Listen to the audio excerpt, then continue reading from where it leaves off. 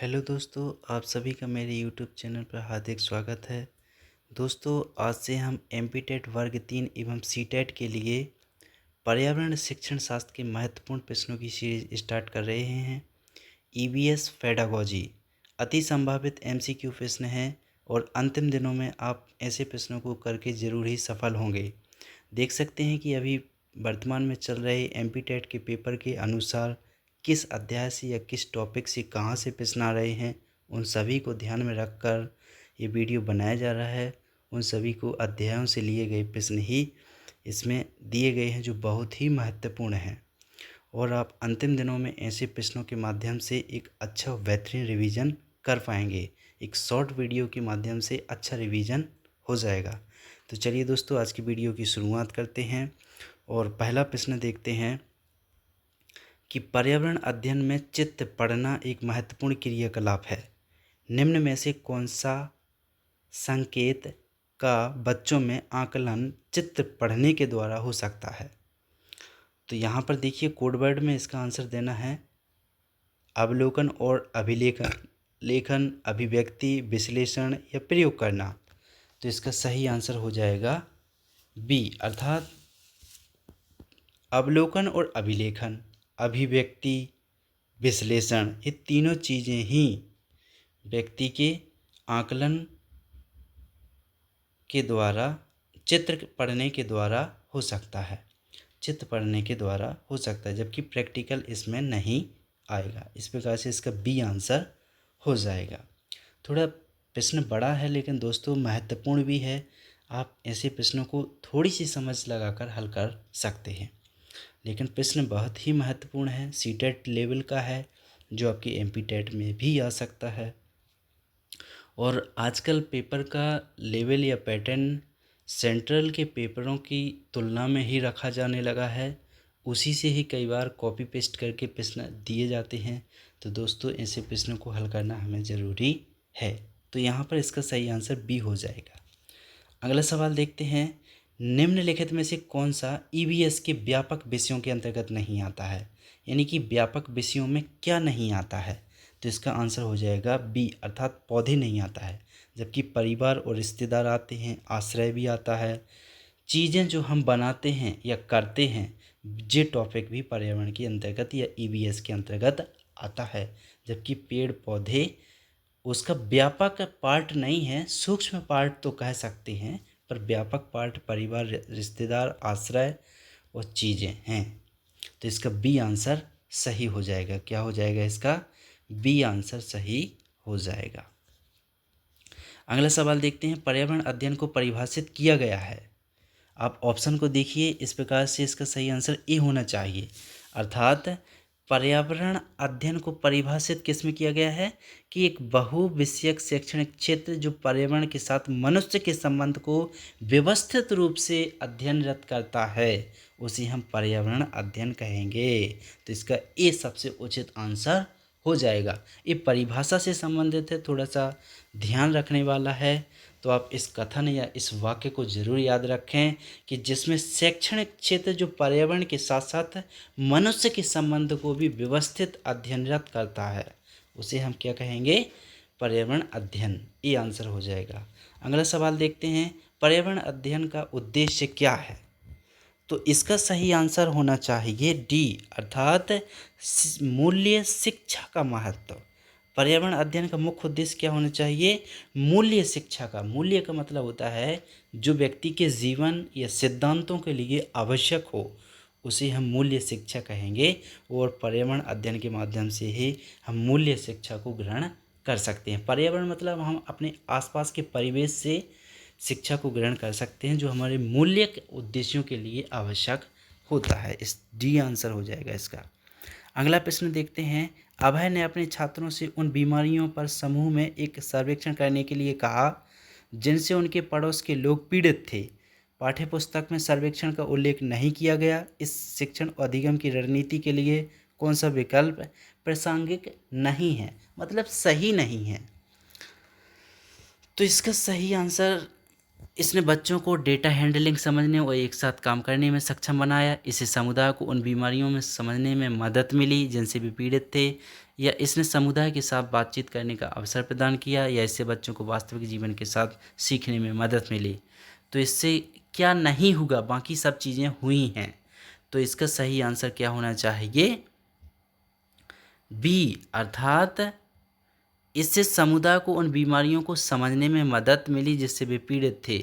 सिर्फ इससे बीमारी का नाम ही पता नहीं चला, बल्कि डेटा हैंडलिंग समझने में, एक साथ काम करने में सक्षम भी बनाया गया है। समुदाय के साथ बातचीत करने का अवसर भी मिला और वास्तविक जीवन के साथ सीखने में भी मदद मिली। तो इस प्रकार से इसका बी आंसर सबसे उचित आंसर हो जाएगा कि प्रासंगिक नहीं है पूछा, तो बी आंसर हो जाएगा। अगला सवाल देखते हैं कि आपातकालीन परिस्थितियों के बारे में बात करने के लिए प्रिया ने बच्चों के अनुभव पूछे जब उन्हें कभी आपात स्थिति का सामना करना पड़ा। बच्चों ने आग, बिजली के झटके, सड़क दुर्घटना के साथ अपने अनुभव सुनाए।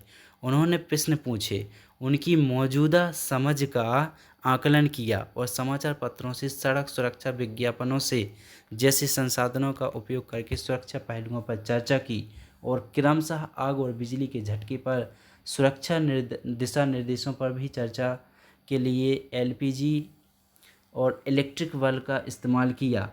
प्रिया द्वारा अपनाया गया सबसे उपयुक्त दृष्टिकोण कौन सा था? यानी कि उस प्रिया ने यह सब चीज़ें क्यों बताई? जैसे आप देख सकते हैं यहाँ पर कि सुरक्षा, सड़क सुरक्षा के पहलुओं पर भी चर्चा की। आग और बिजली के झटके से निपटने के लिए एलपीजी सिलेंडर का उपयोग करना बताया होगा आग की जगह है, और बिजली की जगह इलेक्ट्रिक बल्ब का उपयोग करना बताया है। तो ये सब क्यों किया, किस दृष्टिकोण से किया? तो इसका सही आंसर क्या हो जाना चाहिए? इसका सही आंसर हो जाना चाहिए ए, अर्थात इससे अन्वेषण की भावना बच्चों में उत्पन्न होगी, अर्थात वो चीज़ों को अन्वेषित करने के प्रति ज़्यादा सजग होंगे कि इससे हम ए इनोवेशन कर सकते हैं, और इसका ए आंसर हो जाएगा अन्वेषण दृष्टिकोण। अगला प्रश्न देखते हैं दोस्तों, समुदाय एक महत्वपूर्ण शिक्षण और अधिगम संसाधन है, क्यों? तो इसका सही आंसर हो जाएगा ए, क्योंकि यह वास्तविक परिस्थिति में सीखने के अवसर को प्रदान करता है, और इसका ए आंसर हो जाएगा। समुदाय क्या करता है? वास्तविक परिस्थिति में सीखने का अवसर प्रदान करता है। अगला प्रश्न देखते हैं, निम्नलिखित में से किसने विद्यार्थियों के या शिक्षार्थियों के समग्र विकास के उद्देश्य की प्राप्ति में बाधा उत्पन्न की? तो इन निम्न में से कौन सी एक चीज़ है जिसने विद्यार्थियों के विकास के उद्देश्य की प्राप्ति में बाधा डाली है?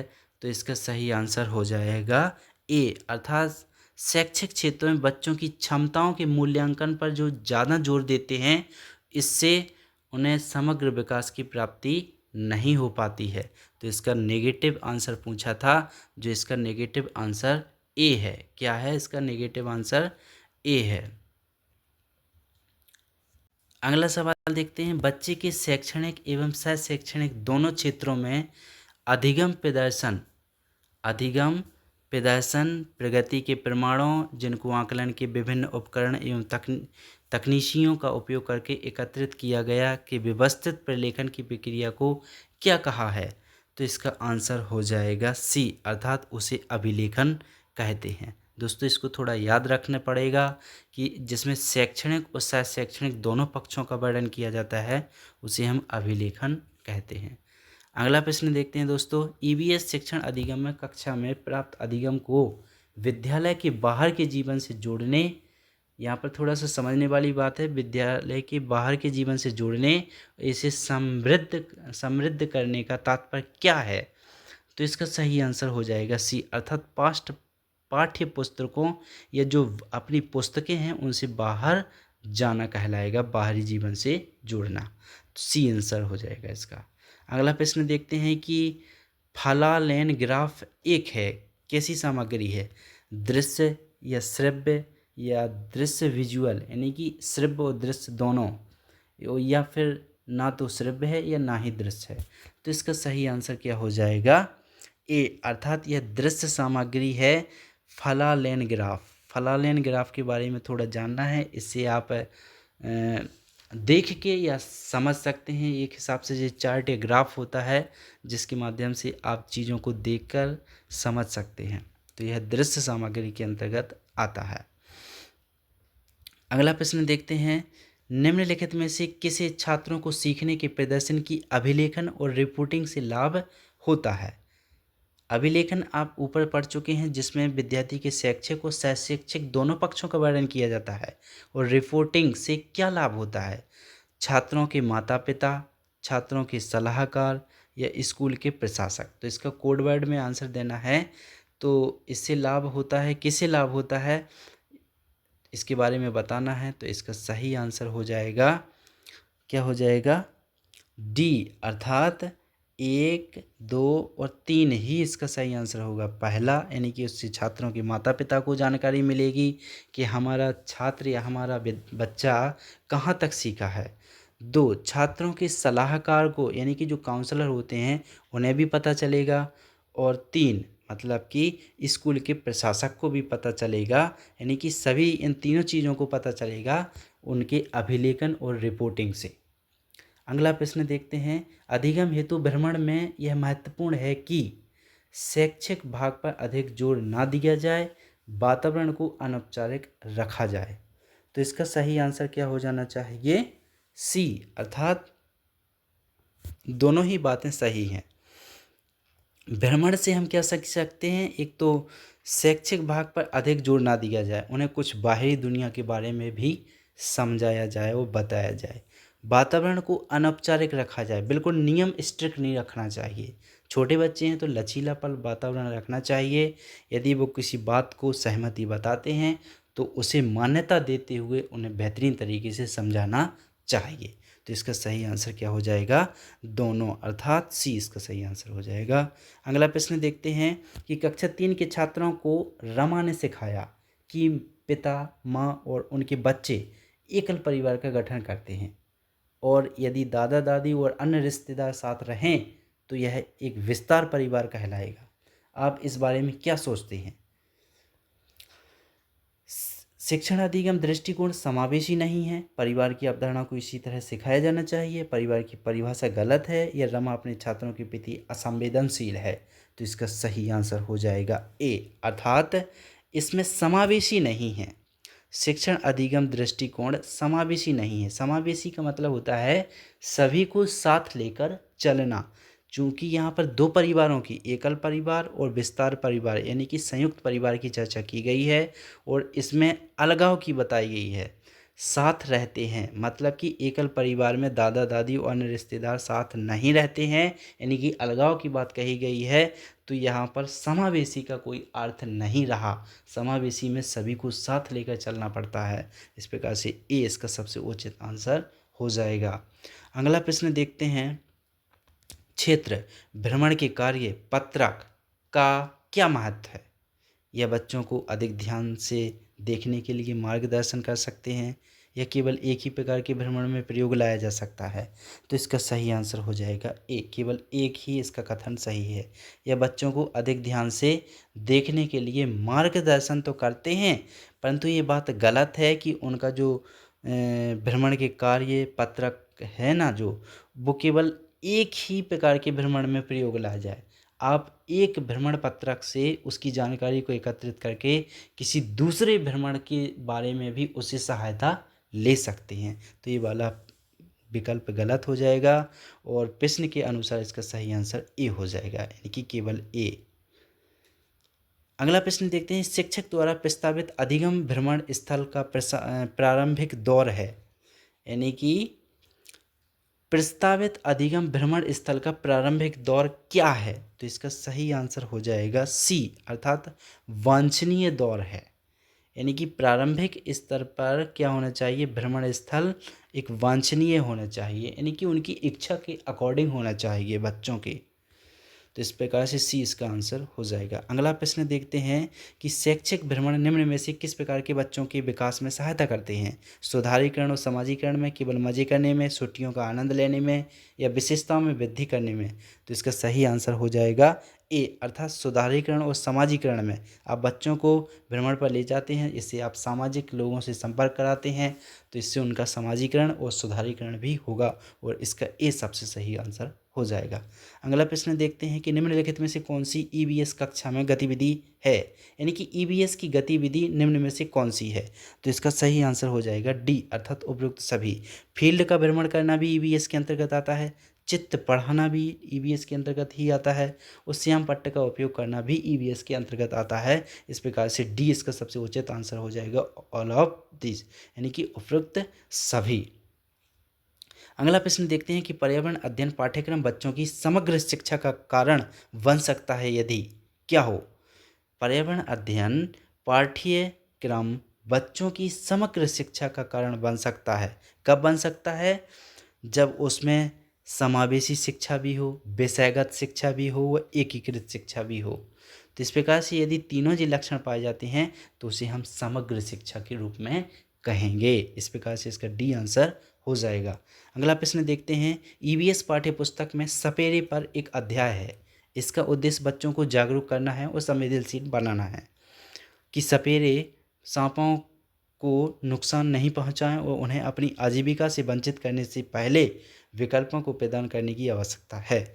कि दूसरा ऑप्शन है कि पशुपालन आजीविका का अच्छा स्रोत है, कि अगला है कि यह एक अवैध कार्य है, कि अगला है कि सपेरों के लिए क्योंकि बच्चे इन दिनों अक्सर उन्हें नहीं देखते हैं।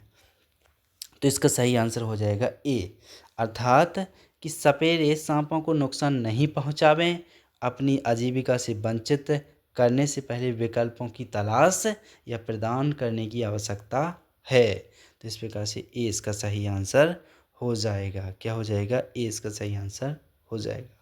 अगला प्रश्न देखते हैं, पर्यावरण अध्ययन के संदर्भ में बोझ के बिना शिक्षा।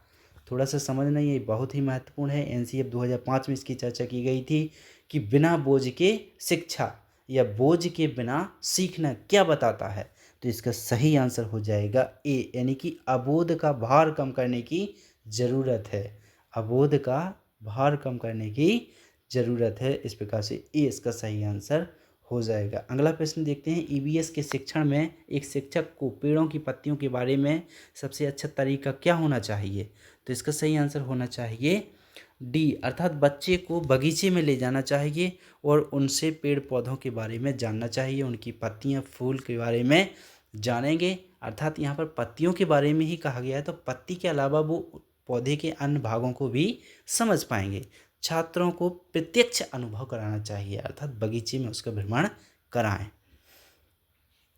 तो इसका ऑप्शन के अकॉर्डिंग डी आंसर सही आ जाएगा।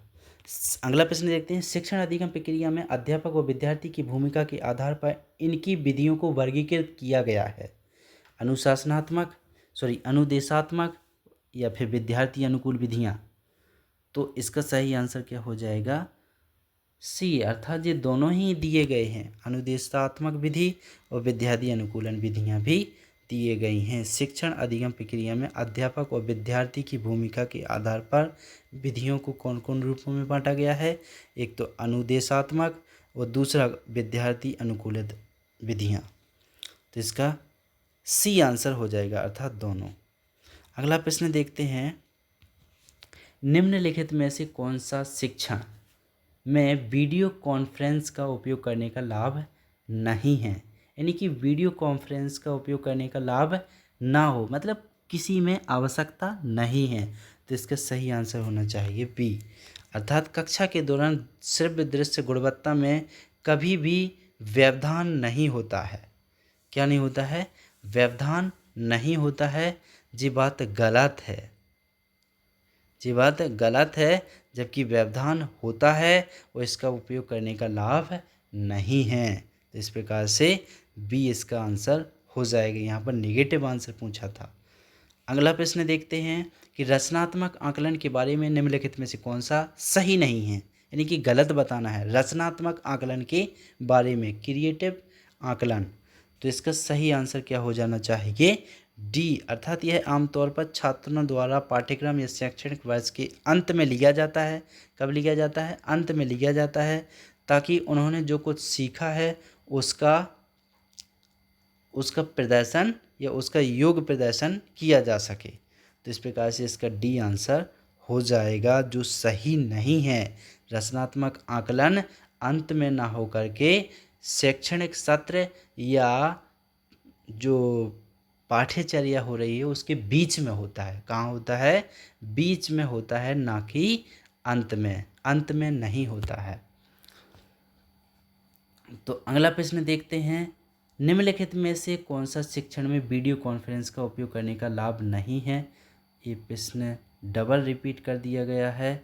आप यहाँ पर भी देख सकते हैं 24 नंबर पर भी ये प्रश्न दिया गया है और 26 नंबर पर भी ये प्रश्न दिया गया है, परंतु विकल्प अलग अलग दिए गए हैं। तो यहाँ पर इसका सही आंसर वी हो जाएगा। कक्षा के दौरान श्रव्य दृश्य गुणवत्ता में कभी व्यवधान नहीं होता, ये बात गलत है, जबकि व्यवधान करता है। तो प्रश्न के अनुसार इसका ऑप्शन बी आंसर हो जाएगा। अगला प्रश्न देखते हैं कि ईवीएस कक्षा में समूह में सीखने का क्या उद्देश्य है, यानी कि समूह में सीखने से क्या होगा? तो इसका सही आंसर हो जाएगा ए, अर्थात समूह के मूल्यों को लागू करने, एक साथ काम करने, प्रत्येक बच्चे को सक्रिय रूप से करने और सीखने में सक्षम बनाता है। इस प्रकार से समूहों में बच्चों को सिखाना चाहिए और ग्रुप स्टडी कराना चाहिए, या पीयर लर्निंग बोल सकते हैं जिसे। अगला प्रश्न देखते हैं कि बाला का पूरा नाम क्या है? बाला एक महत्वपूर्ण अधिगम सहायक के रूप में बिल्डिंग है और इसका आंसर ए हो जाएगा। अधिगम सहायक के रूप में बिल्डिंग है जिसे हम बाला कहेंगे। तो बाला को ध्यान रखना है, ईवीएस में अधिगम सहायक के रूप में बिल्डिंग का कार्य करती है। इसका ए आंसर हो जाएगा। अगला प्रश्न देखते हैं कि वैकल्पिक ढांचे का क्या अर्थ है? तो इसका सही आंसर हो जाएगा डी, अर्थात विचार जो अवधारणा व औपचारिक रूप से स्वीकृत स्पष्टीकरण से अलग हैं। तो इसका डी आंसर हो जाएगा। वैकल्पिक ढांचे का क्या अर्थ होता है? विचार जो अवधारणा के औपचारिक रूप से स्वीकृत स्पष्टीकरण से अलग होते हैं, यानी कि औपचारिक रूप से अलग होती है, सीधी बात इतना कह सकते हैं अपन। ऐसे विचार जो औपचारिक रूप से अलग होते हैं उन्हें हम क्या कहते हैं? वैकल्पिक ढांचा कहते हैं। इस वीडियो का अंतिम प्रश्न देखते हैं दोस्तों। वीडियो कैसा लगा आपको लाइक शेयर और सब्सक्राइब करके बताना है, कमेंट करके ज़रूर बताएं। यदि वीडियो को कंटिन्यू करना है तो आप कमेंट ज़रूर करें। किस राष्ट्रीय पाठ्यचर्या फ्रेमवर्क ने प्राथमिक स्तर पर एकीकृत पाठ्यचर्या के क्षेत्र के रूप में पढ़ाए जाने के लिए पर्यावरण अध्ययन की सिफारिश की थी? तो पर्यावरण अध्ययन की सिफारिश किसने की थी? एनसीएफ 1975 में। सबसे पहले पर्यावरण अध्ययन की सिफारिश तो एनसीएफ नेशनल करिकुलम फ्रेमवर्क 1975 में की गई है। उसके बाद अच्छी तरीक़ा से लागू 2005 में हुआ। तो इसका सही आंसर यहाँ पर बी होना चाहिए कि सबसे पहले चर्चा कहाँ की गई थी? एनसीएफ 1975 में। दोस्तों वीडियो को शेयर ज़रूर करें। धन्यवाद।